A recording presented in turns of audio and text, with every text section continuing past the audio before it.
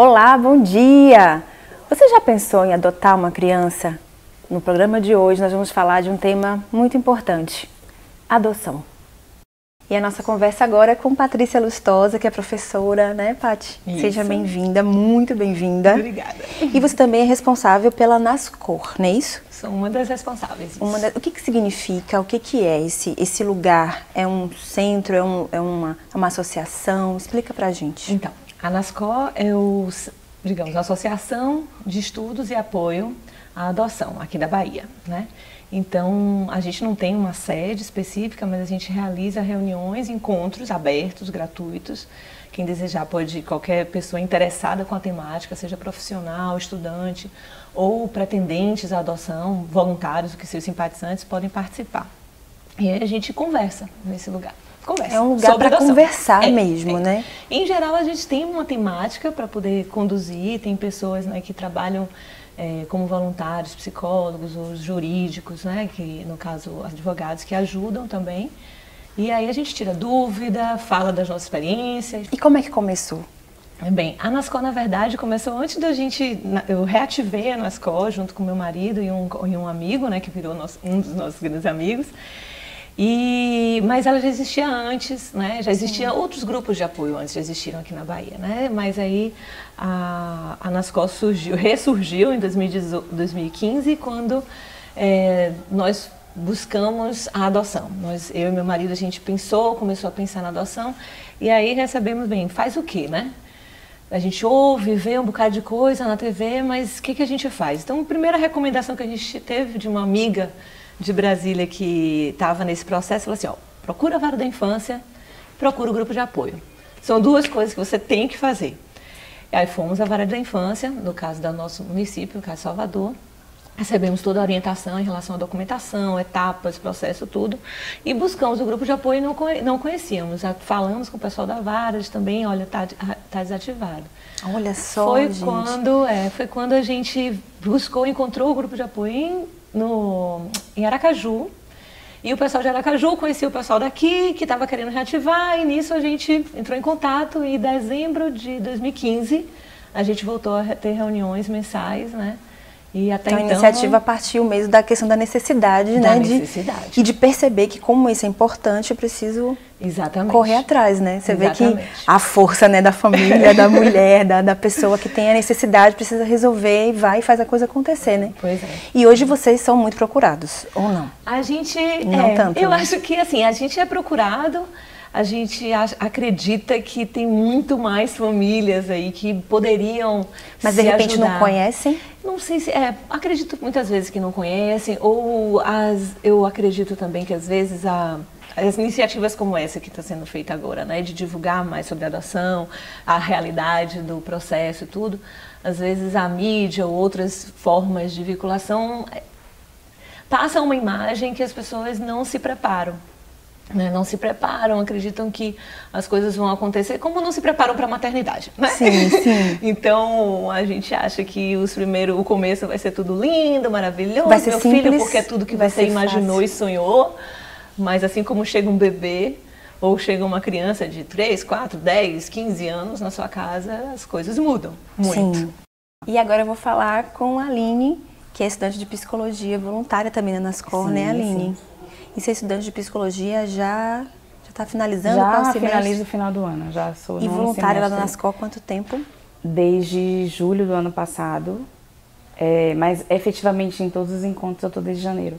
Deste ano, porque tiveram outras coisas que eu tive que me envolver, então eu finalizei o ano, eu fui o ano passado umas 3 vezes, 4, e esse ano eu voltei com tudo, né? Assídua. Com tudo. E como tudo começou? Foi, na verdade, da sua visita aos abrigos, conhecer esses abrigos? Eu, desde adolescente, já visitava abrigos para fazer trabalho voluntário. Coisas que já vinham de família, né? Vamos visitar os abrigos. Então, eu visitava, brincava com as crianças. Tinha um abrigo que eu ia quase todo final de semana, era bem quinzenal. E quando eu cheguei lá uma vez, uma festa, eu não lembro se foi Natal ou Dia das Crianças, e as pessoas da Nascor estavam lá. Eles ainda não tinham, foi em 2012, 2011, algo desse tipo. E eu encontrei eles e falei do meu interesse, da minha causa, de que eu gostava de defender aquilo, que eu queria estudar mais. E eles me passaram um e-mail, mas logo depois eles desativaram.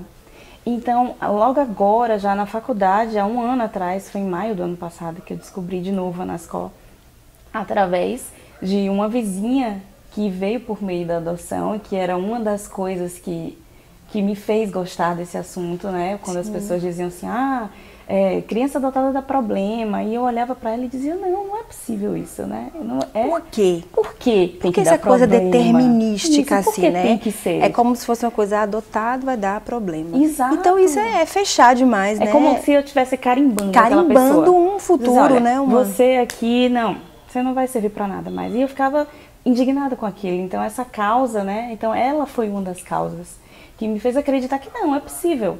Eu acho que assim, a gente precisa ter um tato diferente, mas é possível sim. Desmistificar a adoção é muito importante para que essa adoção ela possa ter de fato sucesso. Então muitas vezes o casal chega com uma criança idealizada, ou seja, aquela criança que por algum motivo ele não conseguiu gerar, seja por questões de saúde, ou seja porque até o momento ele não gerou. Então, é importante compreender como se dá todo o processo de adoção. Então, de onde surgem essas crianças? Quem são essas crianças? Então, as crianças que estão disponíveis para adoção são as crianças que são crianças fruto das questões sociais. Então, de pessoas que passaram por situações de drogas, pacientes psiquiátricos, alguma criança que pode ter nascido em via pública, famílias que teve problemas com a questão da negligência. Então, estas crianças são as crianças que estão disponíveis para adoção. O grande mito nacional é que existem crianças órfãs nas instituições de acolhimento. Na verdade, a gente tem um número muito pequeno, muito insignificativo de crianças órfãs. A gente tem muitas crianças que tiveram a questão da família precarizada. Então, são crianças que ainda estão em processo de reextensão familiar, ou seja, tentando ver a possibilidade que essa família ela ainda acolha essa criança. Quando isso não é possível, aí sim inicia a possibilidade da adoção para essa criança, a procura por uma nova família. E no próximo bloco, o quadro Carreira e Sucesso. Eu volto já já.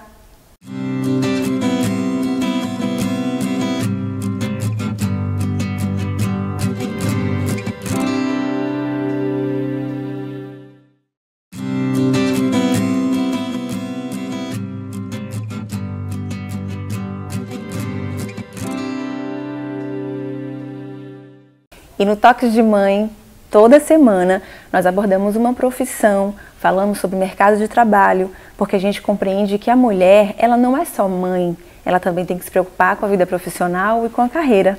É o quadro Carreira e Sucesso.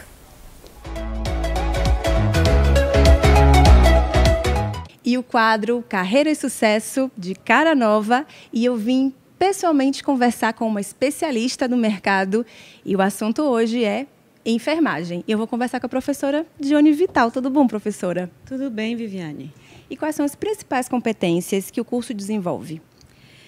Viviane, o curso de enfermagem, ele trabalha com competências e habilidades e ele se desenvolve principalmente no âmbito do cuidado. Então, a competência principal é de preparar esse profissional para exercer a assistência integral, né, a todo indivíduo em qualquer fase da vida. E qual é o perfil que o mercado espera? O mercado de trabalho na saúde e enfermagem, especificamente, espera encontrar um profissional com um preparo generalista, com condições de atuar nas diversas especialidades, mas que, sobretudo, tenha a habilidade de liderar uma equipe. Sim. E o mercado? Falando de mercado, como é que está? Oportunidades, espaços? Bem, o mercado de trabalho, de um modo geral, ele se apresenta com uma pequena retração, dado a toda uma conjuntura. Mas, no entanto, de acordo com os parâmetros da Organização Mundial de Saúde, nós ainda não temos atingido um percentual exigido mínimo por habitante, ou seja, espera-se que tenha para assistir uma população de 1.000 pessoas, pelo menos 2 enfermeiros. E nós ainda não atingimos no Brasil esse limite básico, né, basal, assim, da Organização Mundial. Nós estamos hoje girando em 1,6, tá? Mas ainda não alcançamos. Então, isso significa que ainda há espaço para a formação de mão de obra, desde que ela também se especialize, se qualifique, para atender às exigências do mercado, não é? Recado dado. E se essa for a sua opção, não esqueça de acessar aqui o site da Unirb ou ligar nesse número. E você pode também procurar a professora Dione Vital. Obrigada, professora. Obrigada a você, Viviane. Centro Universitário Unirb. Mais de 80 cursos em Salvador.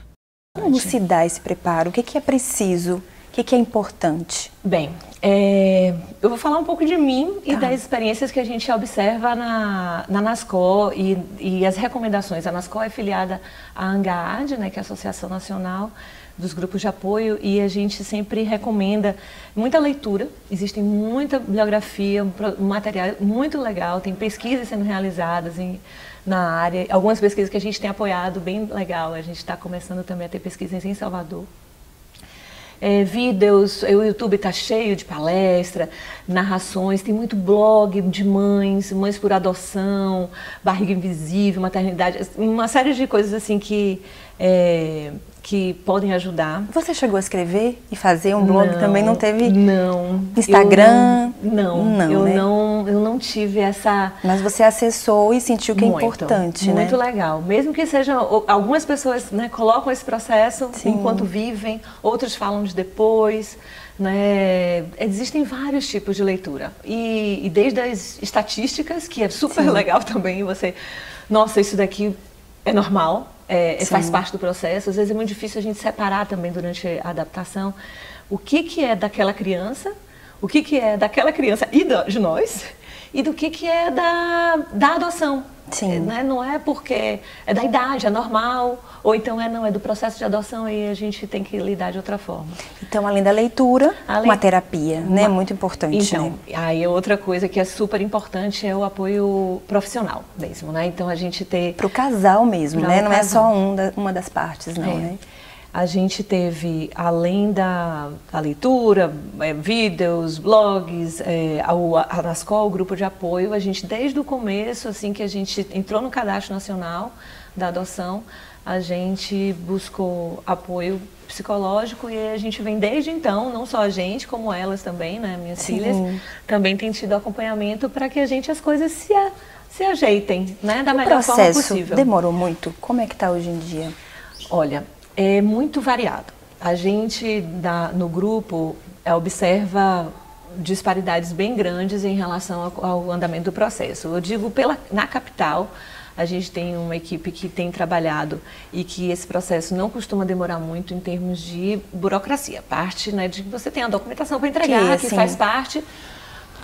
sei lá, depender da época que você entra, se tem um curso, porque as etapas são, né, você tem um curso preparatório, você tem uma entrevista com a psicóloga, uma entrevista com a ciência social. E nesse processo você tem 6 meses, 1 ano, né, nesse período. Não é tão mais tanto tempo, né? Demais. Que antes era bastante arrastado, assim. Eu não sei dizer muito, eu sei que agora, aqui em Salvador, a gente tem essas coisas acontecendo num tempo justo. Acho que nada... Um tempo na barriga. Sim. E no seu caso demorou 9 meses, né? Seu processo. 9 meses. O que costuma demorar é o depois da parte burocrática, né? Que é quando você já é habilitado, você está à espera da ligação de uma criança, ou grupo de irmãos daquele seu perfil.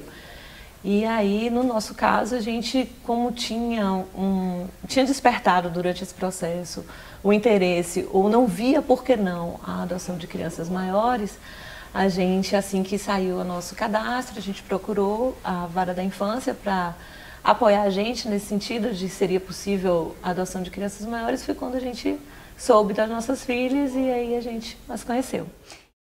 O curso de adoção é uma das etapas mais importantes para o processo de habilitação para a adoção. Então, se faz necessário que todos participem, que é nessa etapa que, de fato, vai haver um confronto entre a criança idealizada e a criança desejada. Então, nesse momento, o requerente para a habilitação, ele vai ter o contato direto com psicólogos, assistentes sociais, pedagogos, que estão prontos a justamente dar esse apoio e fazer com que essa habilitação, de fato, seja uma adoção de sucesso. E no próximo bloco, o quadro Toques da Vivi. Eu volto já já.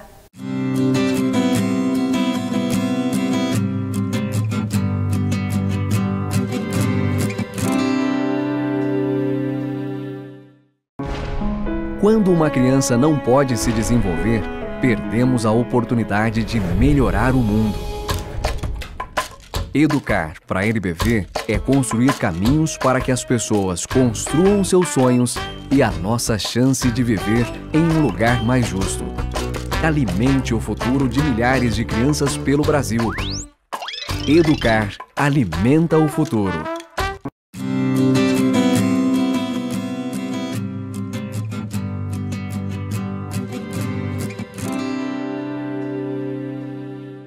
E no quadro Toques da Vivi, como você sabe, toda semana eu destaco um vídeo ou uma playlist que está lá no nosso canal no YouTube, Toques de Mãe, assim mesmo no plural, onde você pode não só encontrar os nossos programas, porque você que perdeu ou acordou um pouquinho mais tarde e não viu nosso programa bem do comecinho, às 7h30 da manhã, a gente, depois que sai aqui da Band, a gente coloca lá no nosso canal no YouTube e você pode assistir na hora que você quiser. E hoje, então, eu vou encorajar você a ir lá na nossa playlist Toques de Mãe, na Band Bahia, e acessar todos os nossos programas, fazer um comentário que é importante pra gente, dar um like e não esqueça de se inscrever. Roda um pedacinho aí, produção. O programa de hoje vai falar exatamente sobre isso. Mulheres que resolveram, que escolheram ser mãe após a realização profissional. A gente vai falar agora de nutrição com Daniel Cade, nosso convidado especialíssimo dessa semana. Nosso programa hoje, nesse episódio, vai falar com duas mães que têm filhos com síndrome de Down. E aí, gostou desse pedacinho? Então, não esquece de dar o seu like, se inscrever e agora não tem mais desculpa para quem acorda tarde. Você pode acessar o nosso programa e outros vídeos que te interessar na hora que você quiser, lá no nosso canal, no YouTube. Então, e no seu contato com essas crianças, o que mais você ouve? Eu ouço muita coisa. Muitas histórias, né? Muitas histórias. Algumas bem complicadas, né? Mas você percebe nos olhos delas, assim, que elas precisam de amor, de um contato, né? Quando a gente enxerga elas, a gente está lá presente por elas. Né, bem importante para elas. Então, quando as pessoas falam assim, não, eu tenho medo de adotar uma criança porque eu não sei qual foi a história dela. Você tem amor para pegar na mão dela e criar uma história nova? Ótima pergunta, porque isso eu te falei, eu te perguntei inclusive antes, né? Uhum.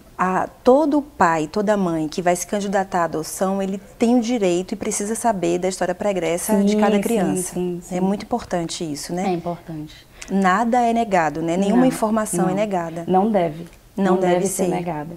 Né? A pessoa precisa saber o que foi que passou, até para entender alguns comportamentos, até para entender o que está se passando. E como trabalhar esse comportamento, né? Exatamente. Então, assim, você vai receber aquela criança, você tem que saber o que ela passou.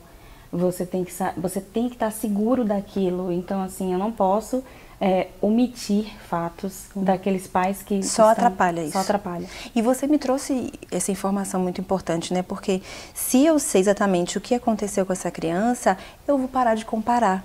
Não foi isso? Exatamente. Essa questão de... ele com tantos anos ele falava... Isso faz até os pais que já estão biologicamente, eles fazem essa comparação entre os filhos. Essa comparação. Então, muitas pessoas que já olham assim, ele é adotado. Não, ele é assim porque ele é adotado. Gente, ele é assim porque ele é uma criança. Sim. Tá? Ele pode não estar falando naquela época porque ele não teve o estímulo necessário. Exatamente. Assim como eu conheço crianças que também foram geradas biologicamente, com 3 anos elas não falam. Sim. Então, que estímulo essa criança teve? Por mais aconchegante que seja aquele abrigo, por mais amorosas que sejam as pessoas que trabalham no abrigo, ainda não é uma família, sabe? 90 crianças para dar conta, 90, 100, é difícil. Sim. Você tem um olhar individualizado para cada um deles, né? Você tocou num assunto muito sério, para mim foi muito impactante, que a taxa de devoluções é muito alta, né? Infelizmente, assim, a gente não tem números para falar de taxas, mas de números assim concretos, mas o que a gente tem são, a gente sabe da realidade, né? De que muitas devoluções acontecem antes do processo se concluir, porque existe um período de adaptação, onde essa criança está com a nova família se adaptando, se ajustando e ainda com guarda provisória, mas que isso é uma guarda para a adoção. Tudo já é feito para que a adoção aconteça. Mas as situações são tão inúmeras,